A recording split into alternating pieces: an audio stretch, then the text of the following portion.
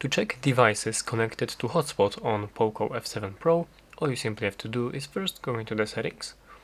From here you will have to go into the portable hotspot, and in case you cannot find it right here, it will be available